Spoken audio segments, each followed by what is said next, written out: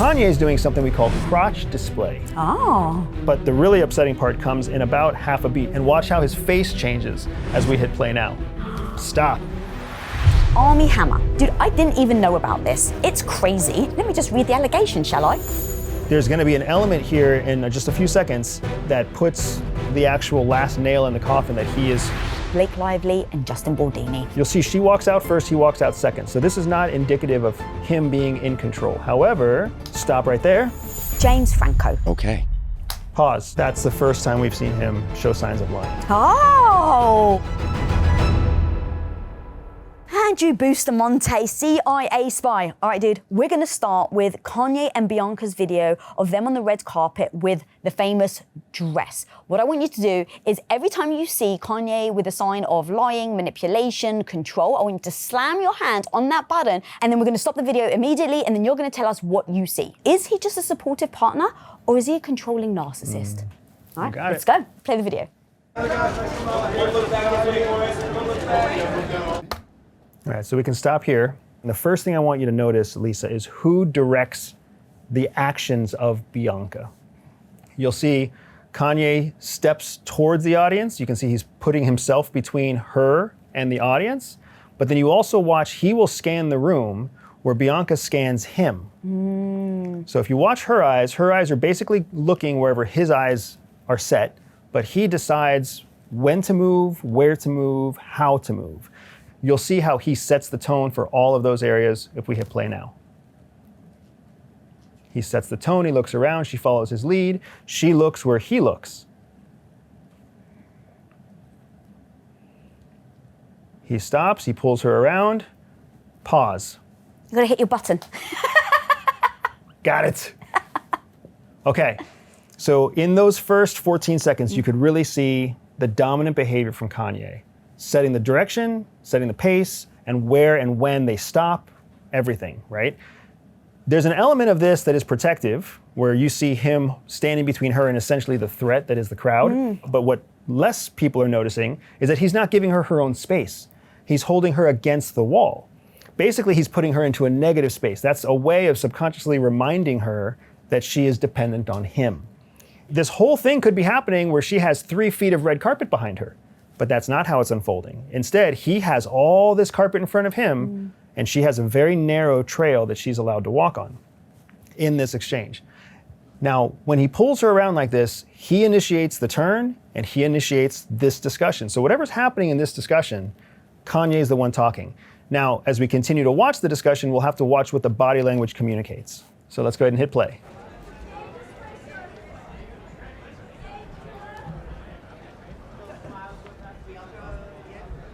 All right, stop again. Did you notice anything in the head movements of the two people talking? Ooh. I don't think I did. Oh no. Bianca has a very brief but very clear moment where she shakes her head no. And then she stops shaking her head, and then just about a half a beat after that, you see her nod yes. And then they back into these positions.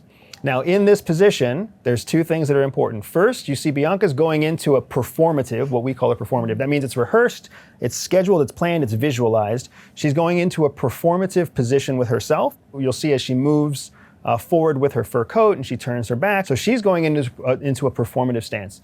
Where Kanye is doing something we call crotch display. Oh. Crotch display is a highly dominant and narcissistic maneuver where men focus attention on their crotch. It's difficult to interpret the purpose behind a crotch display. Sometimes it's a sign of vulnerability, sometimes it's a sign of dominance. When we watch the whole thing through, there is about a half second where he shows vulnerable crotch display. And I'll show that to you when we get there. But what you're about to see from now through the entire movement across the stage is dominant crotch display from Kanye. So go ahead and hit play. So there she's turning her back, she's doing what she has rehearsed, and that is your crotch display from Kanye. Hips pushed forward, hands paralleling the crotch. He's holding this position, a very dominant position, as his property is displayed to the audience. If you look at Bianca's face and her movements throughout all of this, you'll see how uncomfortable and how self-conscious she is. You see as she tries to find out how to cross her legs, how to balance on those heels. All right, can I press the stop button? Stop. Okay, so what's happening right here? So he was right next to her, to your point, like almost zero space between her. Correct. And now he's actively stepped quite a far back, turned his body, and now he's got his hands behind his back. What is that meaning? So what you're seeing here is he is directing the scene. So when she dropped the fur coat, he directed someone to come pick up the fur coat. The fact that somebody was on call to do that shows that this was also communicated with his staff. And then he's giving the cameras a chance to focus on just her. So this is him further displaying his woman. So he's stepping off to the side. The hands behind his back is just another form of crotch display. It shows it's pulling the hands behind the crotch, so the most dominant part of his manhood is essentially what's presented. But the really upsetting part comes in about half a beat. Keep watching Kanye and watch how his face changes as we hit play now. Stop. That big smile shows that he's in control and pleased with the results of what's happening right now in the middle of a crotch display to the crowd while he is demonstrating the obedience, the beauty, the woman he brought to this event. It seems like if you were just to take a screenshot of right before and right after, that they're like bipolar. Like one person seems like he's moody, very aggressive, and now he just seems like a happy little child. I think what's happening is we're seeing a ingenuine Kanye when he enters the red carpet. Oh. We're seeing a man who's trying to put on a face. And now we're seeing the true thing that's happening inside his soul. Because watch how fast that smile disappears once he realizes, oh shit, I can't look happy and friendly. I have to get back to looking artistic and surly. And keep watching, because you're juxtaposing the difference in one person's behavior, which is very smart, but also juxtapose the difference between the two of them. How confidently and easily he walks, how difficult and self-consciously she walks as they reconnect in the next few seconds. Go ahead and hit play. That smile's smugged away, you see that? He's directing her again, now we're going this way. She follows. Can I press pause again? Pause. What's interesting is he even did it with his head.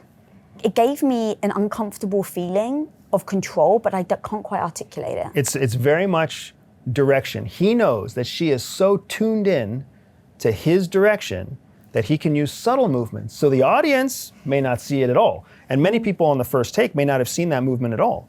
But she saw it. She was there on display, begging, waiting. When will I get my release signal? This is very similar to how dog trainers train dogs. So the dog is hyper aware of the movement of the owner, so the owner can say, release. Or so the owner can say, sit, with just a small nuanced movement that only the trained pet basically follows. We're seeing very similar behavior here. And she is obedient, but she is not satisfied with her obedience. You can see that she's taking the direction, but she's not showing confidence. She's not showing fulfillment. She's not showing comfort in taking that direction. She is in a very uncomfortable position right now, and it's unclear whether or not this was a position that was forced on her in the conversation before this clip, or if this was something she thought was a good idea at one point and then changed her mind, if this is an example of an artist pushing through a boundary. We don't know exactly from her side, but what we're seeing from him is a much clearer picture. Go ahead and keep play, and we'll watch a little bit more. You can see in how she's fixing her. She's like pulling dress. it down, isn't Yep. she? Yeah. And here is the one moment where you see his crotch display transform. That's his dominant crotch. There's his vulnerable crotch. Oh. And then he fixes it very quickly to go back to dominant crotch, pause. In that moment, you see that she's giving him instructions. She's saying something to him that we can't see, or the camera people are telling them something, because you see how he poses with her in a very specific pose. In that moment of him receiving direction, his vulnerability comes in and he covers himself up. And then he, again, catches himself like he did with the smile, and he resets it to get back into his stage persona. Go ahead and hit play. There's our crotch display, there's our smug look. There's our Bianca again, hoping, waiting for her chance to end this experience.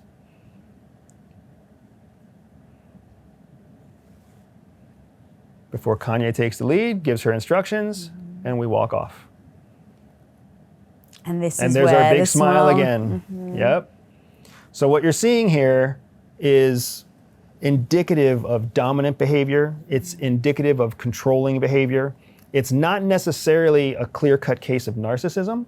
There are elements here that are very strong indicators of narcissism. He's always in front. He's the one setting the tone, setting the direction. But narcissism is so much more complicated that it really is about understanding the psychological relationship, not just the physical relationship. But without a doubt, when you look at this clip, you really see his confidence, his control, her uncertainty, her insecurity, and you don't see him step up to support her insecurity. Another strong sign of narcissism is when people do things to make you squirm, when people do things to push you, to make you uncomfortable, because that role differentiation is part of what keeps a narcissist in control. You have to always be guessing whether or not you're accepted. You always have to be waiting whether or not you're doing the right thing. You can never feel supported. You have to feel dangled. And without a doubt, this entire 2.5-minute clip is Bianca dangled across this red carpet. All right, guys, we'll be right back with CIA spy Andrew Bustamante. But for 1 second, if you want to build your confidence, if you want to build your self-worth, set boundaries and stand up for yourself, then smash that subscribe button down there so that you can get notified every single time an episode comes out. My homie, you are not alone, and we're here to build our confidence together. So smash that subscribe button to get the notifications. Now, back to the episode. I always like to play a bit of devil's advocate. So at the beginning, you had said when they're walking, he's doing the protection, he's kind of put her, towards the wall, he's leading. What's the difference between that, though, and a supportive partner when their wife is feeling insecure? Because for me, Tom hates it when I walk behind him. He always likes me to walk in front of him so he can see me and protect me in case someone grabs me. For me, I actually like walking behind him, holding his hand, because I feel safe. So where's that line between that isn't what's happening here and he really is controlling her versus his wife's on the red carpet, she's wearing something very revealing, she's clearly super uncomfortable, and so he's doing it to protect her? It's a great question because the line can be blurred. And that's why we look towards a body of evidence to come to a conclusion. So in the first few 3 or 5 seconds, we don't know what's happening. It could be protective, it could just be ignorance, it could be all sorts of things that describe the behavior. But as you continue to rack up evidence over the next 2.5 minutes, you start to see a case being built. And that case is a case more of control and direction than it is a case of support. As a simple example, if she wanted to walk behind him, that's fine. Why didn't she decide when to stop? Why didn't she decide when and how she took off her rope? Why was she shaking her head no at all? If she was the one calling the shots, why was Kanye the one always moving? So there's these small behavioral tells that help you to build a stronger probability of what is happening. All right, so based on everything that we've just seen, everything that you've just broken down, give Kanye a score out of 100. This is narcissistic controlling behavior. Out of 100, I would give this probably 85%. Okay. Because it's not enough time for us to know if he is a narcissist, but it is enough to know that the behaviors he's showing are narcissistic tendencies. We're seeing the crotch display, we're seeing the direction, we're seeing that he's leading her, we're seeing that he's insisting on his actions, we're seeing the personal satisfaction that he gets when he gets his way from another human being. These are all elements of narcissistic behavior. The problem is people can show those elements without being narcissists. They can be modeling something they saw from another man, they can be doing something they think is appropriate, but without a doubt, if you combine onto this Bianca's performance, Bianca's physical communication, and even her verbal communication, you can see that she's very uncomfortable.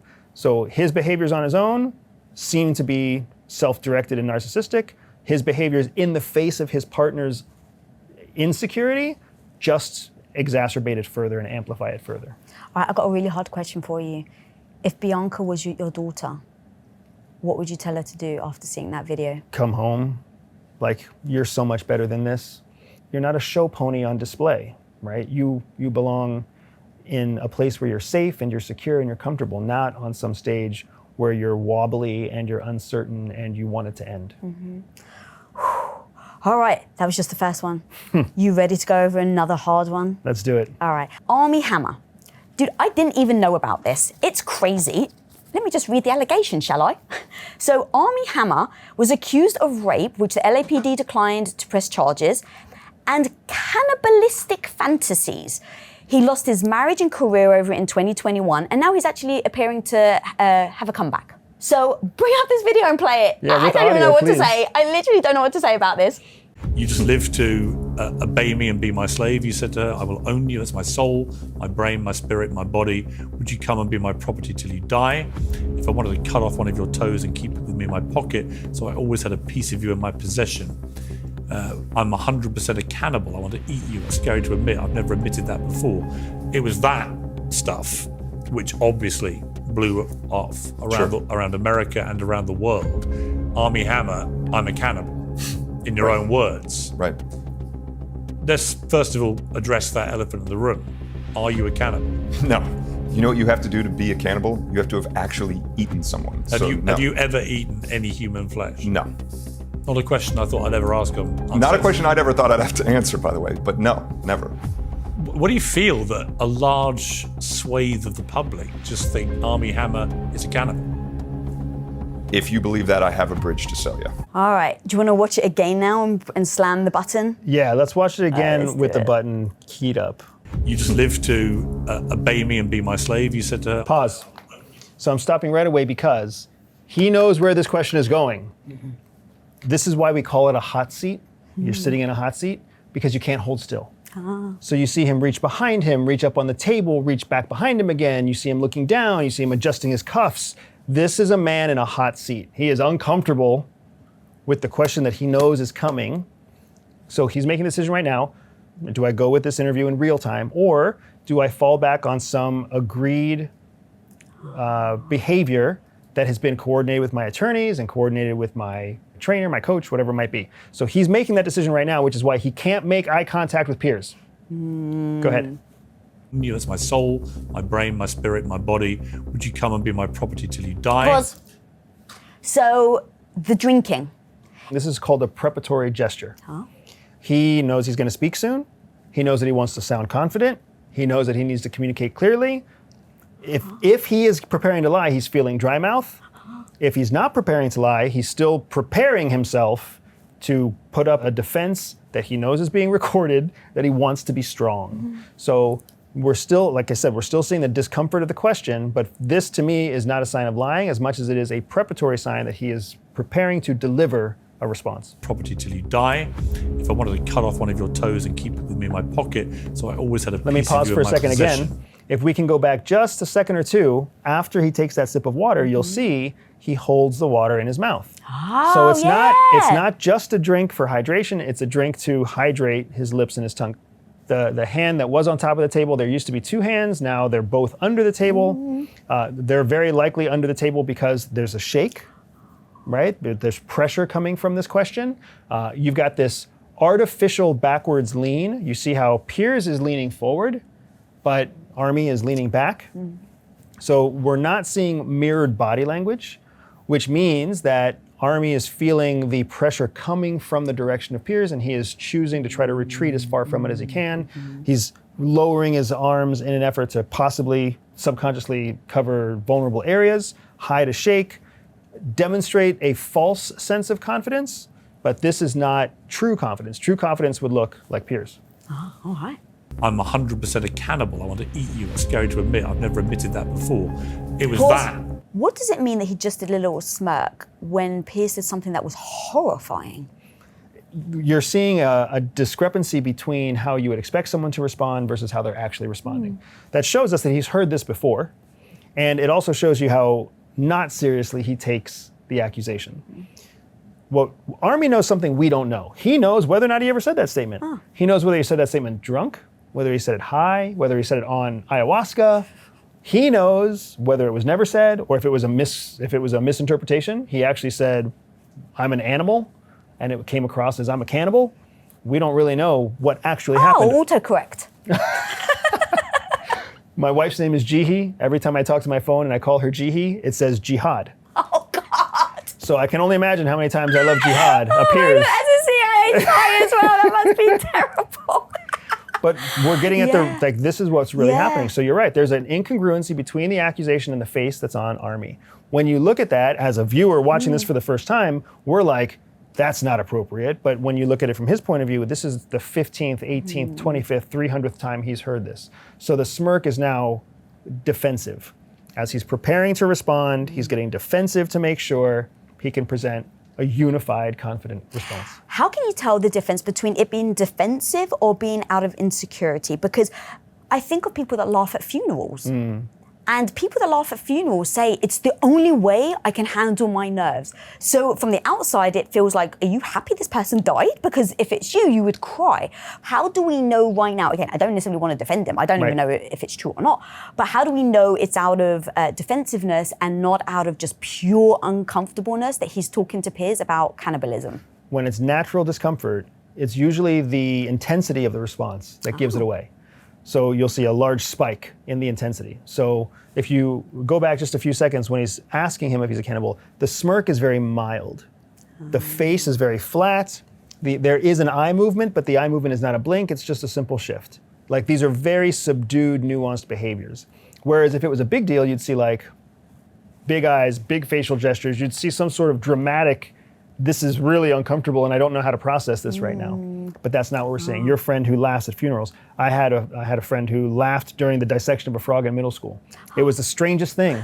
Like they just burst out laughing and it didn't make any sense at all. And then after they were done laughing for about 3.5 seconds, they fainted. Oh, God.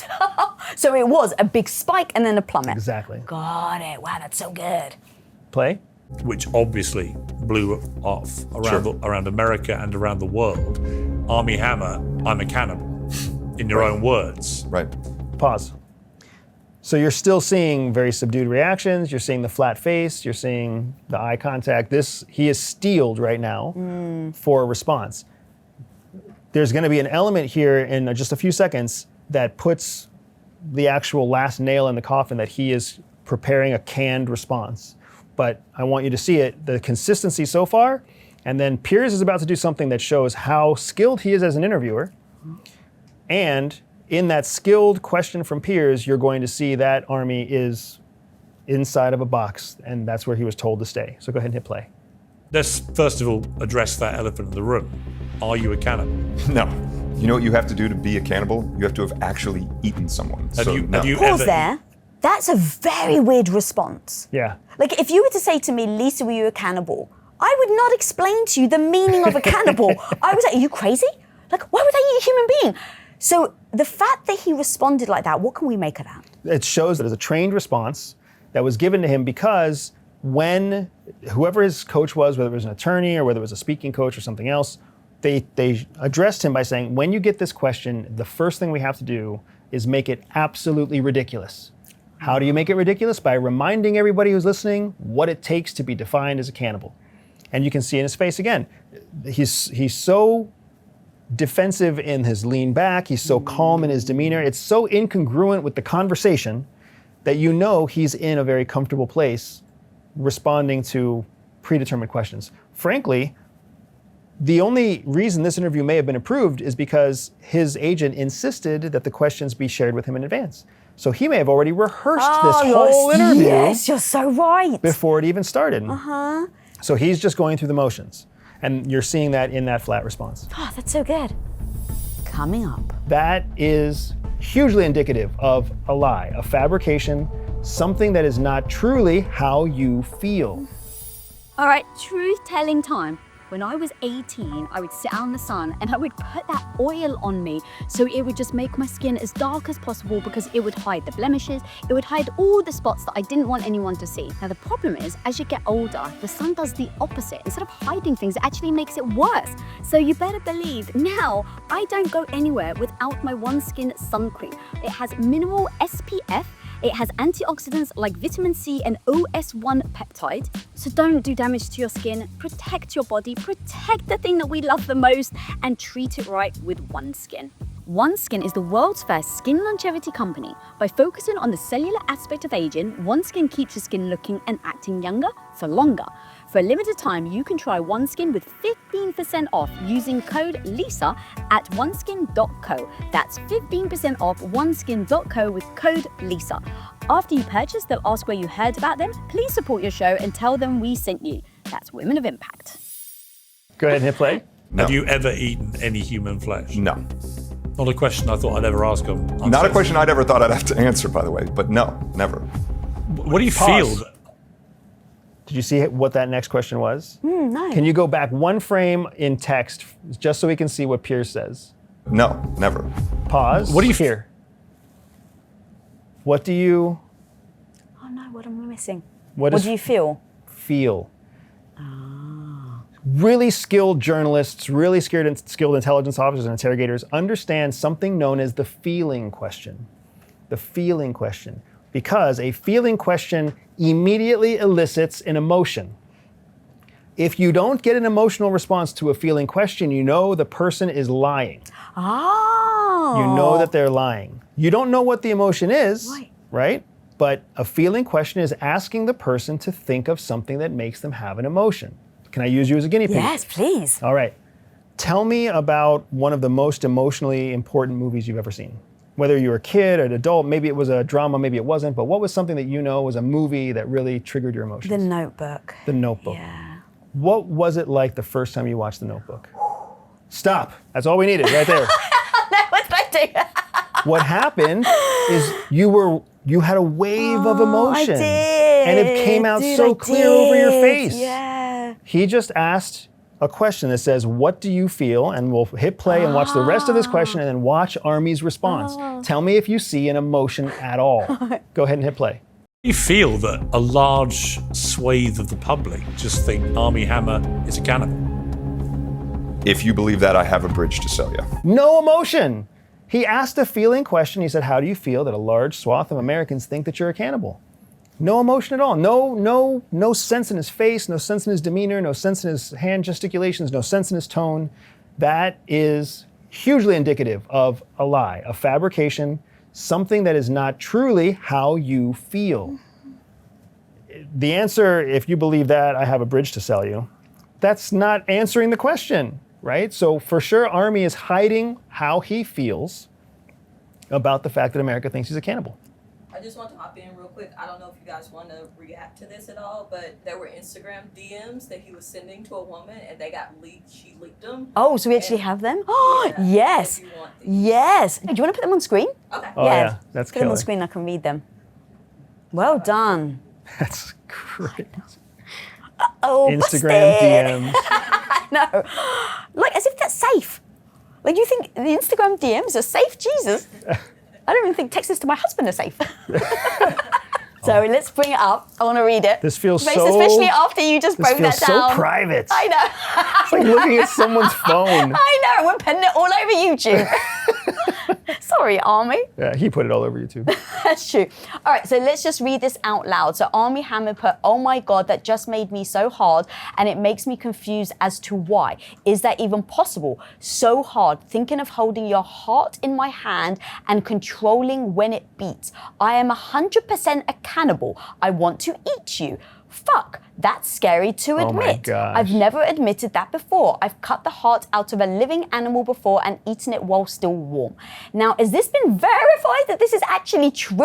I was gonna say, that is Yeah, so these were part of like the original court documents that Oh. came out, and then LAPD declined to press charges. wow. All right, so this has been verified in the courts that it is true. So here's the thing. I don't even know what to make of this. If he hasn't actually eaten someone, it's not illegal because he hasn't actually done it. Right. There's a lot of context here.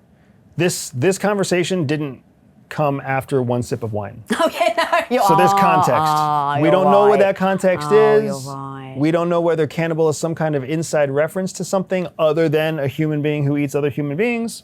I think that what's really weird to me is, as a parent, and I think parents will agree, even though this might sound weird in this conversation, we all talk about kids being so cute we want to eat them. I was gonna say, I say that about my dogs. If you read a text to me from me to Tom at one point where I'm like, oh my God, Smeth's so cute, I want to freaking eat her.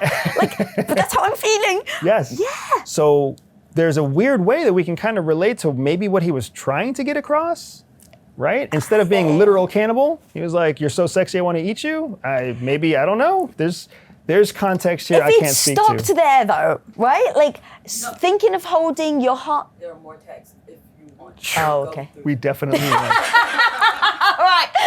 So my producer is springing this on me. She's now saying we've got more texts. Bring them up. Guys, just seeing this for the first time. I haven't even read them. I find it so powerful that what we saw in just a few seconds of interview was telling enough that we were on the right path. We were identifying signs of deceit in the interview that are now proving true on the screen. Yeah, so true. So you've seen the body language, we've seen the DM, and so now it just keeps going. You just live to obey and be my slave. I will own you. That's my soul, my brain, my spirit, my body. Would you come and be my property till you die? If I want to cut off one of your toes and keep it with me in my pocket, so I always had a piece of you in my possession. So that's the part that Piers read out. You just live to obey and be my slave. What the fuck? There's absolutely a kink out there that likely fills a lot of these checkboxes. But that whole dominant, submissive, kind of kinky sexual world, that's the whole slave ownership, be my property. I can see that in there, and that's fully consensual, right, in that space. I don't know if that's what this is, but at the end of the day, he lied to Piers Morgan, and we're seeing the truth of it now. And that's what we can equip people to do, is see the lie before you see the proof. And like, I want to cut off one of your toes? Like, again, I don't know the dynamic. That could seem like a threat. When you look at those two lines together, would you come and be my property till you die if I wanted to cut off one of your toes and keep it with me, blah, blah, blah? It's almost like the second question is a verification or validation of the first question. So I can see, first of all, why the LAPD would have to drop charges, because how are you going to prove any of this is anything illegal? Yeah, plus he's requesting it. He's not saying, I cut off your toe. I will when you're sleeping. Like a threat. Yeah. Right?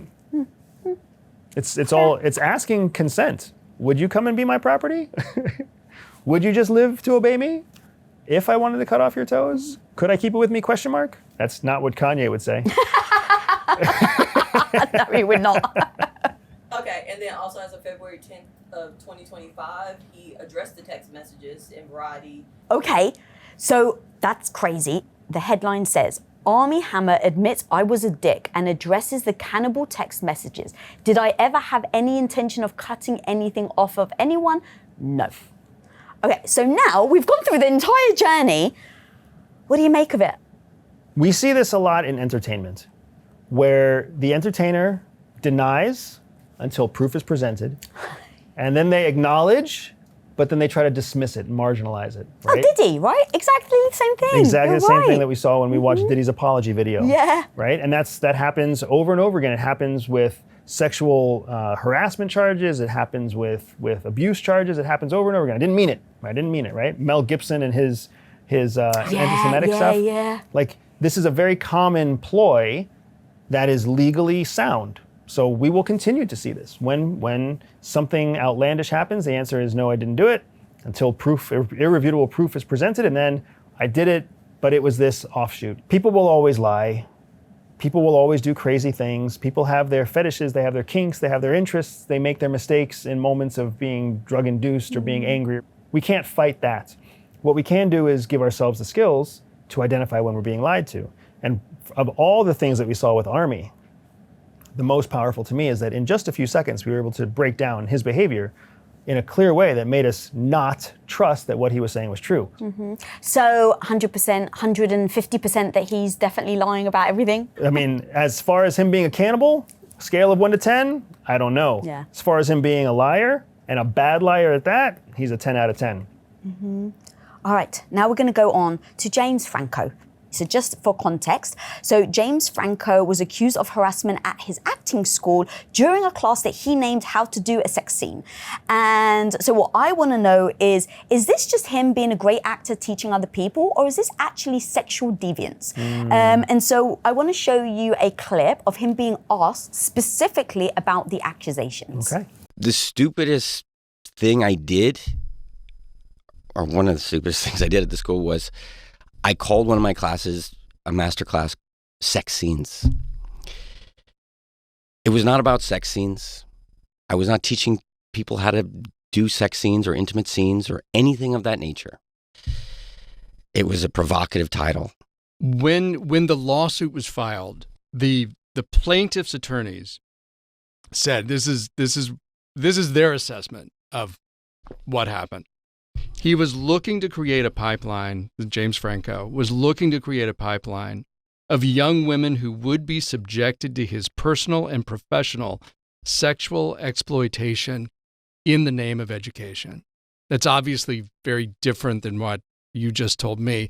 But why would someone have at least that perception, and why would they accuse you of that?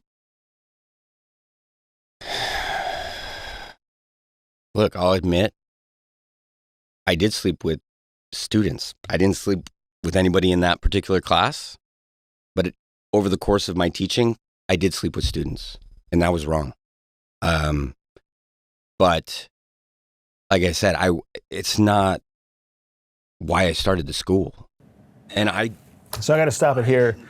Even though I'm sure there's more content, his body language is communicating honesty. It's really compelling how much of his body language is showing honesty. Without, admittedly, I don't know James Franco's baseline. I don't know what his normal behavior is.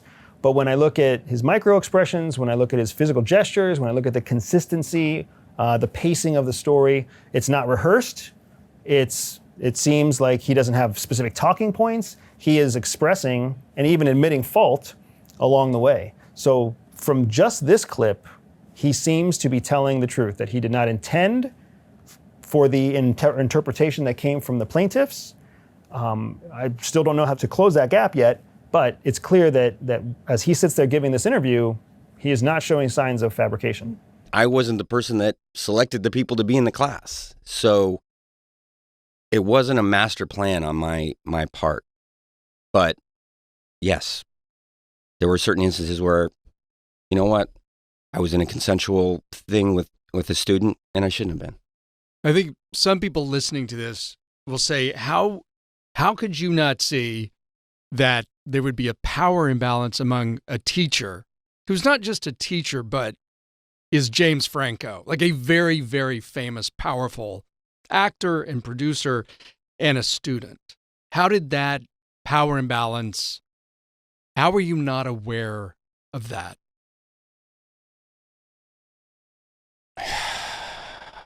I suppose at the time, my thinking was, if it's consensual, okay.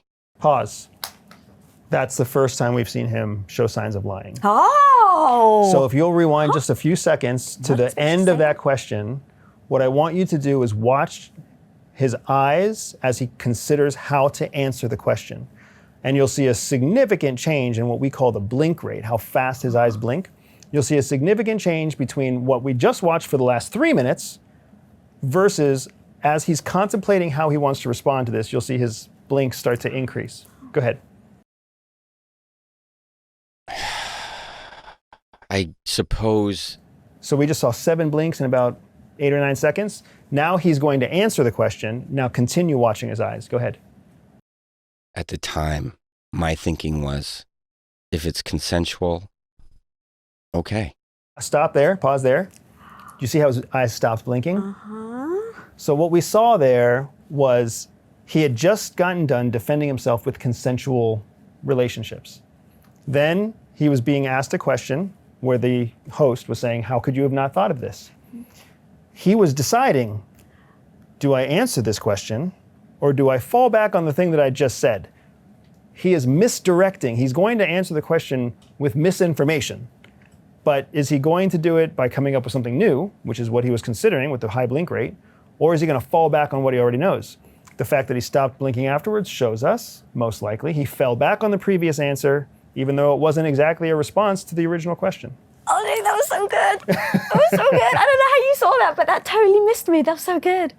Go ahead and hit play again if you want to finish it, Lisa. Yeah. You know, I talk to other people, other teachers or whatever, like, yeah, it's probably not a cool thing. At the time, I was not clear-headed, as I've said. So I guess it just comes down to my criteria. Same I You think. saw it again. That I saw, yeah. You saw he turned away and he was like, where do I go with this? Where do I go with this? Where do I go with this? Right back to the consent thing. And that's not because he's just uncomfortable answering the question. You think that's specifically lying? That is a sign where he is considering whether or not to lie. So he is creating a story in his head Yeah. that is related to the question that he was just asked. And that's where the blinking comes from, is the creativity. But then he's choosing not to get creative, he's choosing to fall back on his talking point. So if you recall, when I interrupted us at about a minute and a half in, I was like, this guy seems like he knows, like he's not lying, he's not showing signs of lying. I would still say he's not showing signs of lying, but he is showing that he is considering lying at multiple times throughout this interview. Oh, that's so good. If this is consensual, like, I think it's cool. We're all adults, so. All right, can we actually watch the first minute again, and then we can do some stops? There's one more section that I want to stop at. You know, contemporary romance or something like that. It was a class where they did scenes about whatever, their romances and their, you know, what they go through as young people. So meeting people on, you know, dating apps or breakups or, you know, just a bad date, stuff like that. That's what was being done in that class. It was not sex scenes. When the lawsuit was filed, the plaintiff's attorneys. So stop for a second. It definitely seemed like he was genuinely saying, like, it was not supposed to be this. I gave it this sexy headline. Like, we all make mistakes in hindsight when someone points something out. You're like, oh, yeah, what was I thinking? That's kind of how that moment felt. Like, yes, I did this. What was I thinking? The other thing I want to do a real quick experiment with you, so you can also see what you're seeing here, right? So, tell me about your favorite course in college. Oh, in college. It was filmmaking. It was when I first realized that you... Stop. So, for the post editors, I want you guys to notice when she stopped looking down and to the left, as she was referencing her memories, it was filmmaking, what was it? Once she landed on the memory, her eyes went up and to the right. So, for the post edit team, capture that. Because that's how you know when someone is referencing true historical fact, because they're referencing chronologically the same way they read. So they look up, right? They look up and to the left. So what happened for you is I asked you, what did you study in college? You immediately looked to your left. You immediately referenced the chronology of what was my favorite class. Let me think about it. Like almost like you're going backwards in a timeline. So as soon as I asked you the question, you immediately went to reference left. And then you thought about it, you thought about it, you thought about it, and then when you found it, your eyes came up. Yeah. Right? So it was almost like going through a library index, and then, eureka.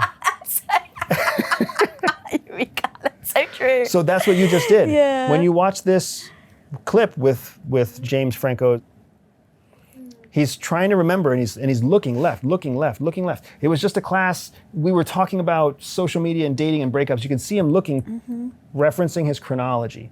Not referencing his imagination, which is if someone looks to the right. They're trying to create something new. But he was looking to the left, which is referencing something from the past. Oh, that's so good. Okay, play. He was looking to create a pipeline, James Franco was looking to create a pipeline of young women who would be subjected to his personal and professional sexual exploitation in the name of education. That's obviously very different than what you just told me. But why would someone have at least that perception, and why would they accuse you of that? Look, I'll admit, I did sleep with students. I didn't sleep with anybody in that particular class. Pause. It felt like that moment where he was like, oh, God. All right, just say it. Yeah. Which makes it feel true. I agree with you. And the fact that he's admitting error here shows that either he's being honest or he is being very strategically communicative, where it's something, the technique is called peeling the onion. When you peel the onion, when you admit to a lesser fault, right? So I'm gonna say, oh yeah, I did that, because then you're gonna be like, sweet, I knew you were lying. I knew you were a sexual predator, so I win, we're done. Even though there's like 5 more layers to the onion that you could peel before you get to the center. That strategy is a strategy that is used anywhere from the courtroom to the espionage field to try to get closer to the truth. When you're digging for the truth, you never want to fall for someone who's peeling the onion. When you are trying to keep a secret, you want to be the one who's the most skilled at peeling the onion. So make it feel like you're admitting something when you're really still hiding. So that moment felt very true, but you don't know if that's just him peeling the onion, where he's saying, fine, I'll admit this one. Yes. God, understood. You don't know for sure. It seems very true based off of all the other evidence in this clip. However, we don't have the full context. Yeah. Okay. There's one more thing. Play. But over the course of my teaching, I did sleep with students, and that was wrong. But like I said, it's not why I started the school. And I wasn't the person that selected the people to be in the class. So it wasn't a master plan on my part. But yes, there were certain instances where, you know what, I was in a consensual thing with a student, and I shouldn't have been. I think some people listening to this will say, how could you not see that there would be a power imbalance among a teacher? Stop. Thank you. I'm only going to speak for myself, but Tom was my teacher. Does that make me weak? Did that make me the follower? Did that make Tom the dominant man that ruled over me? And so again, I don't know the situation. Obviously, age matters. How young were his students? How old was he? For me and Tom, there was only 3.5 years difference, but he was still my teacher. And so when I saw this, I feel like there's a conversation that if someone's a teacher and the other person's the student, oh my God, it's manipulation.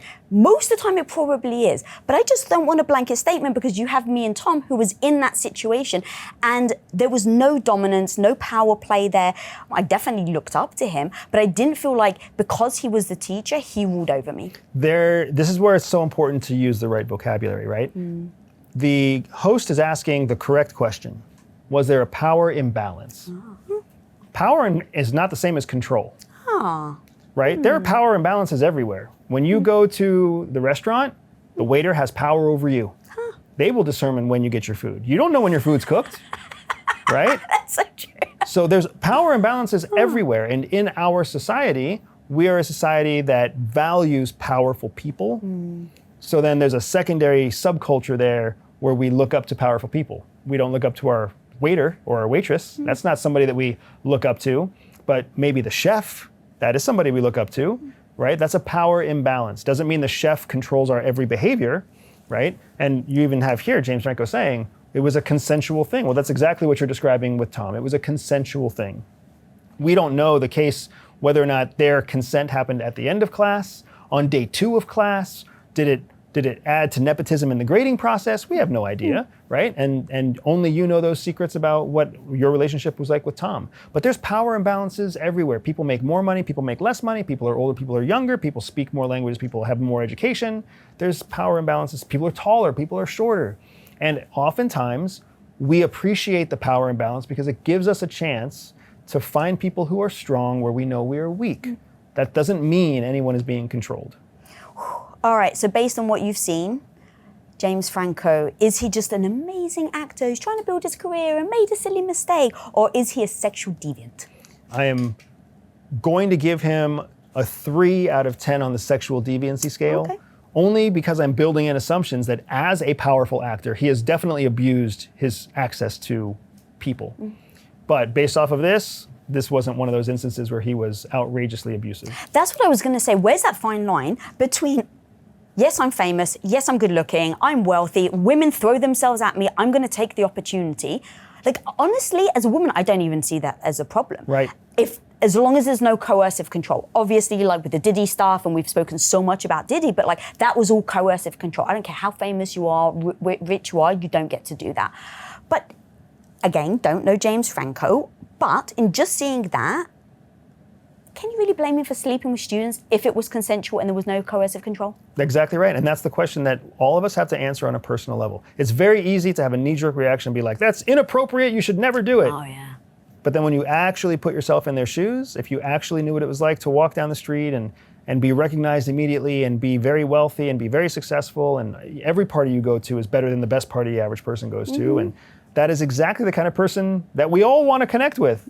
And part of that connection is physical. So I don't feel like you can just leap to the conclusion that he is a sexual predator simply because he is a famous, good-looking actor. Yeah, and I'm just going to be honest.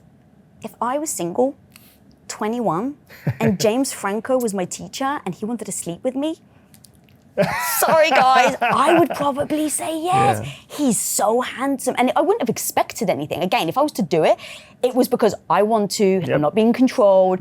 But like that's why when I saw it, I just, again, never want to excuse a man for doing bad behavior. But I never want to just blanket think that it's true. So thank you for breaking that down. Absolutely. Coming up. And I would argue that she's coming from the position of power because she led the way out. She responded to the touch. This is not a woman who is getting pushed around.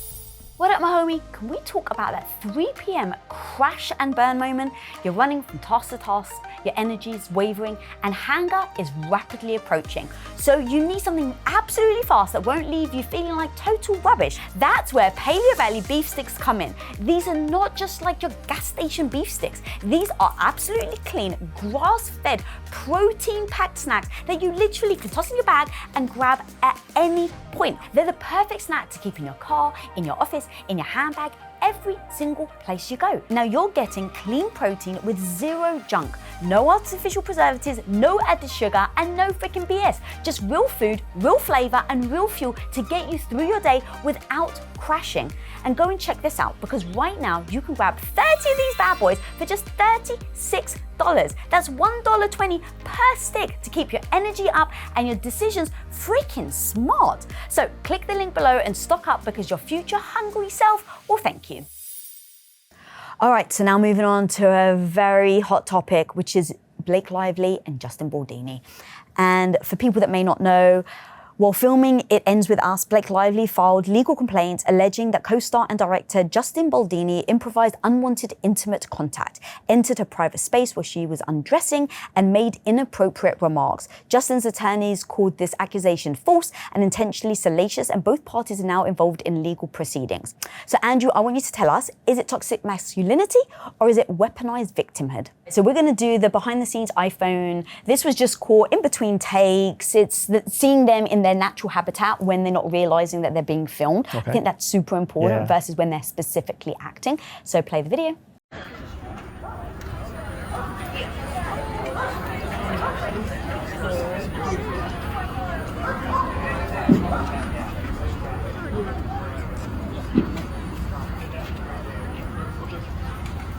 So first, you'll see she walks out first, he walks out second. So this is not indicative of him being in control. However, stop right there.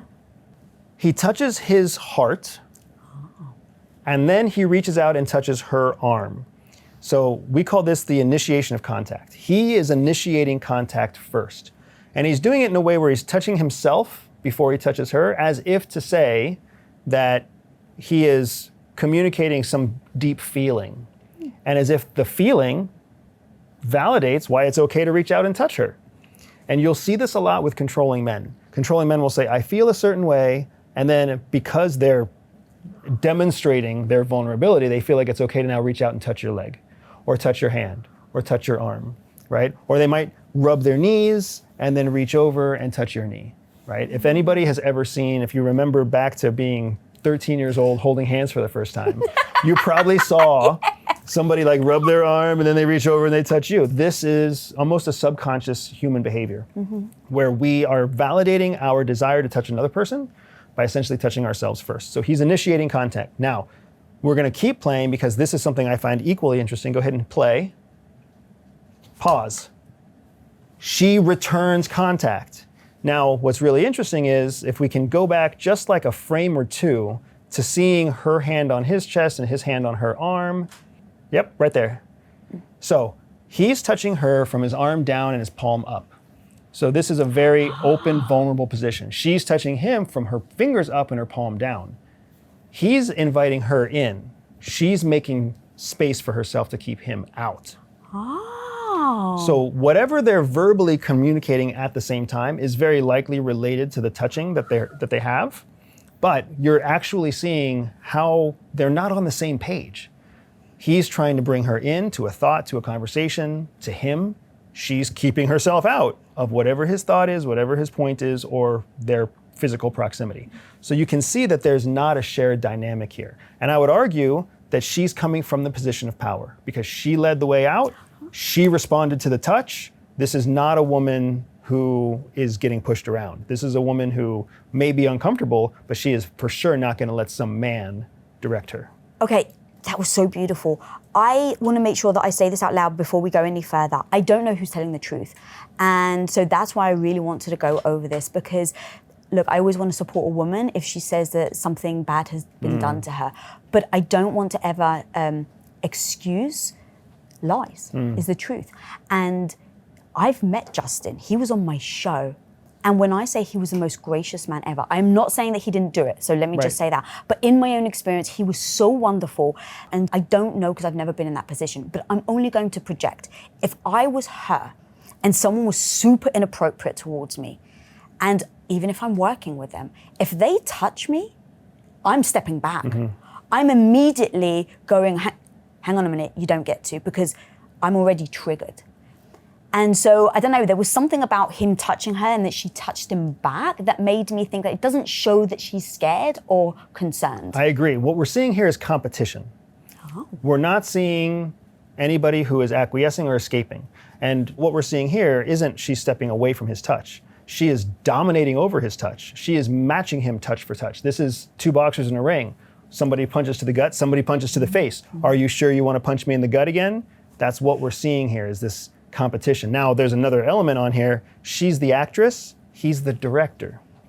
So there's already a hierarchy in terms of the film relationship where he supersedes her thoughts, he supersedes her opinions, he's giving her direction.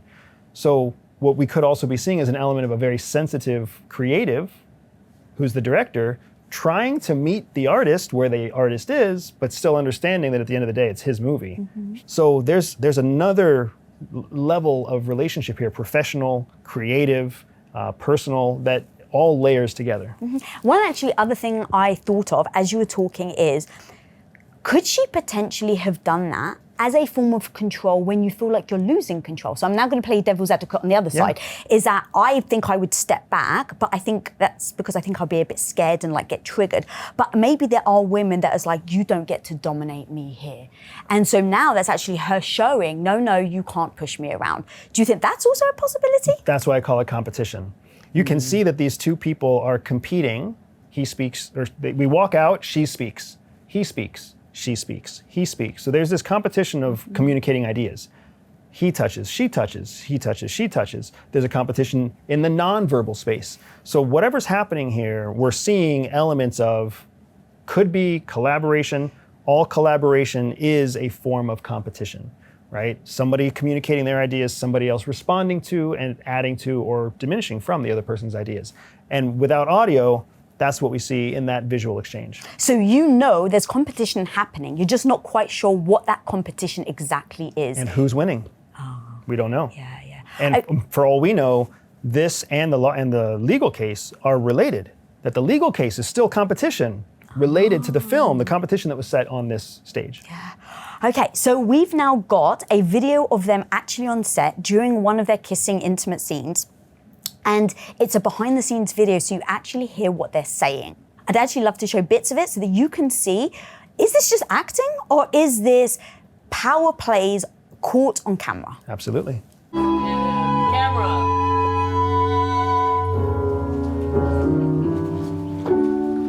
I may not always love you. As long as there are stars above you. Oh, okay. You never All right, I'm going to press the button. Done. I've got a question for you. Yep. So she's making a suggestion, and he rejects it. Yep. Is that competition, power play, or is that, look, I'm the director, I actually disagree with you, thank you for telling me, but we're going to continue? I love that you picked that up, because that's what I picked up right away too. I didn't want to jump on it in the first second, but I completely agree with you. When this scene starts, the first person that you hear speak is her. The first person you saw walk out the door was her. In the previous clip, the first person you saw speak was her. So we're seeing now a pattern, at least in the limited evidence that we have, that she is taking the dominant role first. And the thing that she is commenting on is the lighting on him. He's the director. He set the whole stage up. So professionally speaking, he has the right to tell anybody on that set, the light is where I want it to be. I don't see him shutting her down as much as I see him trying to make the most out of the clip professionally by saying, I know where the light is. I think it looks better on me because I'm going to block it. She then complains about the marks. So she's still trying to control the situation. What's really interesting to me, though, is they are on camera right now. They should be in role right now, but they're not. She's most definitely not in role. She's worrying about marks and camera and picture angles and everything else. He's doing what he can to either control the situation, compete in the situation, or make his artist feel like she's being heard as he tries to get back in role, right? The man who's rubbing his face on her cheek right now, behaviorally, is not the same man that was standing with her outside of the front door, right? The man outside of the front door was trying to give her space and trying to respect her boundaries. This man is not respecting boundaries, but we don't know if that's because that's the scene that they're trying to carry out, or if that's some sort of inappropriate behavior on his part. As we continue to watch this clip, I think we'll get more evidence that will help us build a case. All right.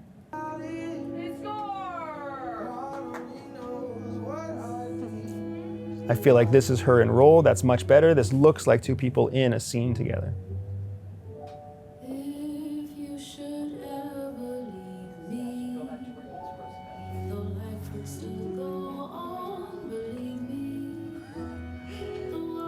So pause. I want to go back again because this was important. Go back to right before that spin. Right there. Okay. Now hit play. Now watch who initiates the spin. Did you see that? She initiates the spin. So what this is telling me is that she's trying to be in scene, she's trying to be in role, but there is something making her uncomfortable about the close facial proximity. He is either sensing that or he's oblivious to it, but she is very uncomfortable there. So she initiates the spin to break that contact, to get that space before they reconnect. Now they're still on set. You can actually see the subtext where people are being given direction from all around them. I still don't have enough evidence to know whether or not he's trying to make her uncomfortable or if he's trying to carry out a scene and she is interpreting it as uncomfortable, but we'll keep watching. But that's important because you can see she's the one driving the breaking action, where he's trying to drive a closing action.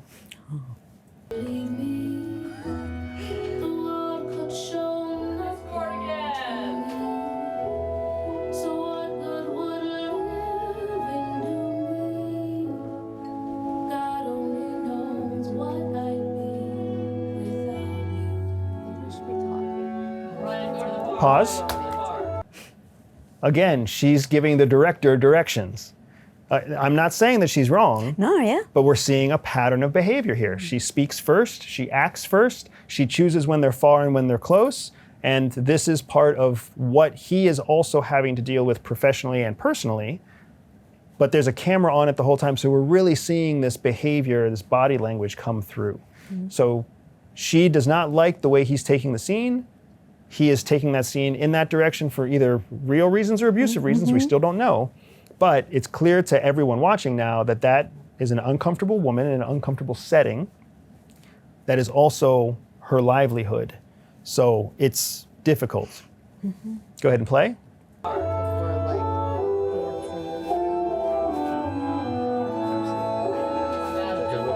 Stop right there.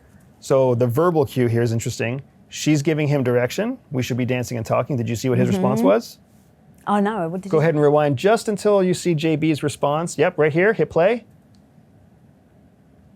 Boom. Did you see him say absolutely? He conceded to her demands. So again, this is another sign to me that the competition is her challenging what the expectation is of her and him kind of trying to meet her needs, not necessarily him suppressing or oppressing or controlling her as much as him trying to find the balance between what he needs in the scene as the professional and what the actress, the talent, wants from the scene as the talent. But it's not necessarily a indication that yes, he has crossed the line or no, he hasn't. Because in the controlling, like this seems very controlling from her standpoint, right? I think that's very clear. The thing that I want to make sure that I don't ignore though is sometimes like if I feel unsettled, if I feel insecure, if I feel threatened, control is the one thing that allows me to not feel threatened. So is she controlling the scenario because it's competition and, you know, I'm Blake Lively? Or is she controlling it because she has felt very uncomfortable from him in the past and the only way to feel comfortable doing the scene is for her to get the control in the scene? And that's a lot of the evidence that we're not going to get from this clip because we don't know what happened beforehand. What we do know is that where she is in this moment, she's not afraid to voice her boundaries, which means she's also not saying no.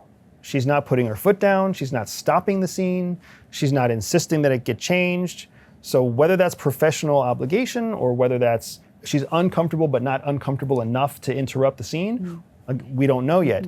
But I will say that watching this through a lens of is a line being crossed, you can see that he is doing things that are uncomfortable and he doesn't know if she's uncomfortable because she doesn't want to be kissed or is she uncomfortable because she doesn't agree that they should not be singing and or dancing and talking? Like, what is it specifically that is making her uncomfortable in this moment? He doesn't know yet. But we know she's uncomfortable. But we know she's uncomfortable. And I think I'm getting the impression he knows it as well. As we continue to watch this clip, we'll see whether or not his body language starts to demonstrate that he is seeing she is uncomfortable.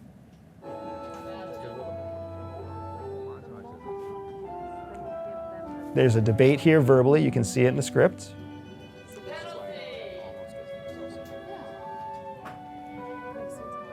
Pause right there.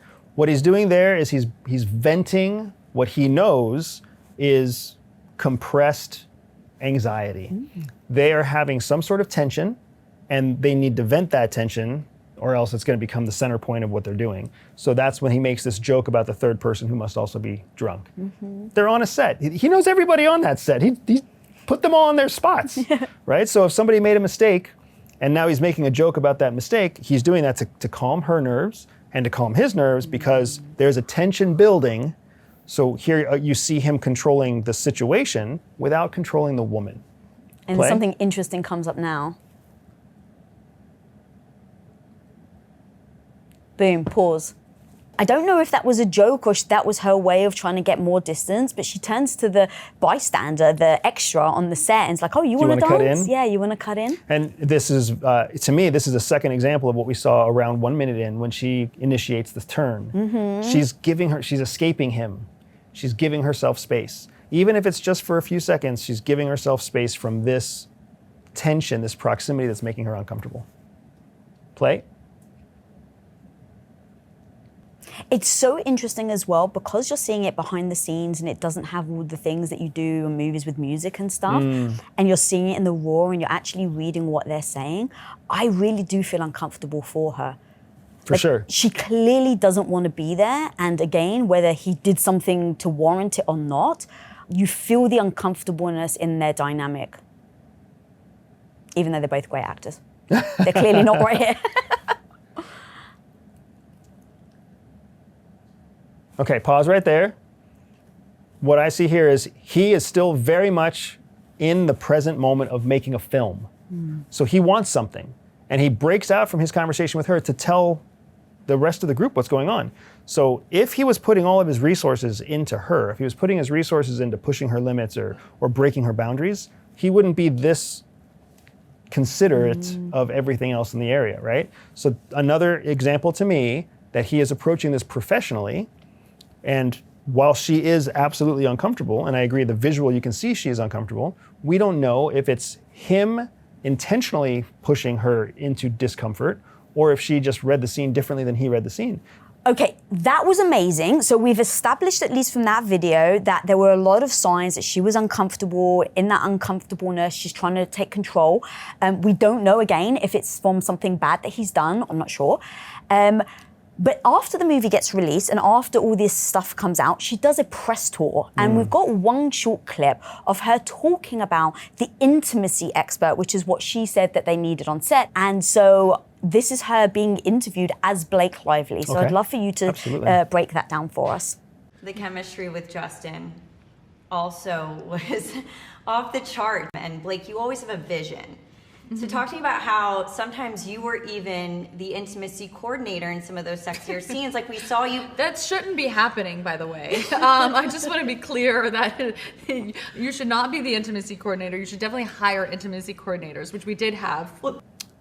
So that's, Yeah, it's basically there are a few things immediately that I picked up on. I'm sorry to cut you off. If we can go back to the beginning.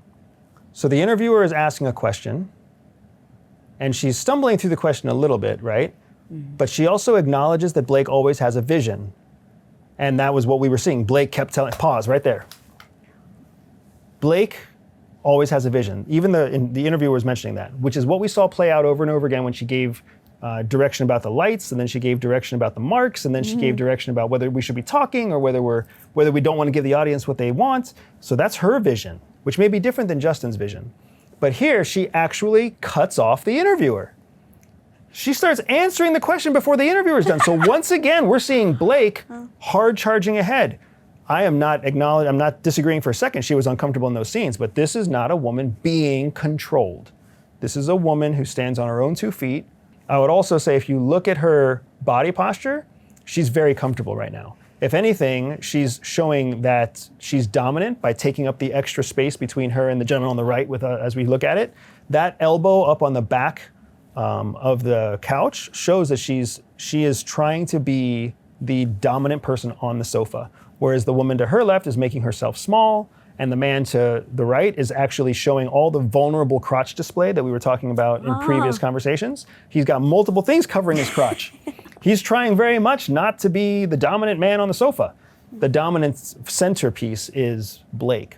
So as she's discussing this situation, she's not showing any signs of discomfort, insecurity, or abuse. She's showing signs of, I have an opinion, I have an experience, I'm very confident in my experience, very confident in my opinion, in this case to talk about the intimacy coordinator. What does reading her body language here, that she's confident, that she's controlling, echo into this dynamic between her and Justin? It seems to me, based off of what we've viewed so far, they are both telling the truth. That we are in a situation where the perceptions were incorrect, and they are both sharing their truth, their version of the truth, through their own perception of what happened. She, from her position, felt uncomfortable and tried to get distance. He, from his position, felt the need to do what he needed for the scene and was trying to respect the artist. So you have these two people essentially looking past each other. They're both expressing fact, but they can't seem to land on common ground. She's not lying, but neither was Justin showing any behavior of being inappropriate in the clips that we saw. Yeah. Ooh, okay, scorecard. Is it toxic masculinity or is it weaponized victimhood? This is tough. If you were to put the two on a sliding scale. Or neither. Yeah, I would put it somewhere in the middle because it doesn't fit the definitions for either of them, but it shows where our progressive society can start to go wrong. We can start picking apart things. We can start identifying things that may not be there. Sometimes it's just two people who don't get along. Sometimes it's two people who have a different opinion. Sometimes I like baklava and you don't, and that's okay, right? We don't know for sure in this situation. The fact that it's in the court system will leave it up to civil court to decide. Andrew Bustamante, dude, I freaking love having you on. Today was so much fun. It was under a lot of heartbreaking videos and stuff, but thank you for breaking them down. You're always training me, teaching my community how to make sure we see the signs so that we never get trapped. Dude, I freaking adore you. Where can people find you? All the amazing content you're putting out. Thank you so much. And you have a book coming out! Yes, my wife and I, my wife who's a total badass that nobody ever gets to see because she's that good at staying hidden. But my wife, Jihad, Jihi Bustamante. Yeah, don't type it in. My wife, Jihi Bustamante, and I co-wrote a book called Shadow Cell. It hits bookshelves on September 9th worldwide. We've had a fantastic team behind us. We're very excited about it. It's getting a lot of very positive reviews, a lot of very positive feedback. You'll be able to find that on bookshelves all over the world in airports and, of course, on Amazon, on Barnes & Noble, Goodreads, Shadow Cell, Cell, C-E-L-L. You can also find me on my website, everydayspy.com, and anywhere on social media at everydayspy. That's amazing. We'll put all the links for your book. So excited for you. Guys, when things happen that can be heartbreaking, for me and at Women of Impact, we take them and we try to learn from them, because you never want, as a woman, to ever be stuck, to ever feel like you don't have the control. And so that's why you show up every day. That's why I show up every day. And that's why Andrew Bustamante comes on this show, to give us the tactics and tools that we can use in our own lives. So guys, go follow him, go get his book, smash that subscribe button if you're not already subscribed. And until next time, be the hero of your own life. Peace. Thank you, ma'am. Dude, that was so good. If you want to learn more about body language and deception so that you never get fooled, then you're going to want to watch this interview right here with Chase Hughes. Everything looked great on the surface, but something felt off. Something didn't feel right. And they don't even know that they're dealing with a psychopath.